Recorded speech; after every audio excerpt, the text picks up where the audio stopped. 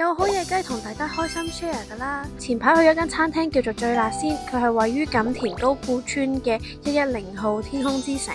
咁其實喺天空之城入邊咧，除咗最辣鮮之外咧，仲有好多唔同嘅餐廳啦，有泰國嘢啊，亦都有大排檔咁樣啦。其實佢全部都係 pet friendly 嘅，所以咧你可以帶隻狗仔去食。當日咧就淨係食咗最辣鮮啦，又有個大嘅停車場啦，然後你一行入去就到噶啦。佢係食蒸汽火鍋啦，亦都有個海鮮粥底咧，係好好食，所以係十分之推介啦。亦都可以有寵物嘢食，可以自己蒸啦。我哋有蒸嗰啲蔬菜啦，紫薯、番薯、娃娃菜呢啲俾隻狗食啦，即係我哋食飽，然後小狗都可以食飽啦，所以係幾值得推介。好特別嘅地方就係可以你自己揀你自己想要嘅海鮮啦，可以自己去夾啦。平時會有啲 live band 咁樣嘅店員咧，都好中意狗仔啦，佢哋都會過嚟同佢互動啦，亦都有開一包零食請佢哋食啦，所以嗰個氣氛同埋感覺都係好好嘅。咁如果你有朋友都住喺元朗，又想帶埋隻狗唔知去邊度食嘢好，就快啲去天空之城度揾嘢食啦！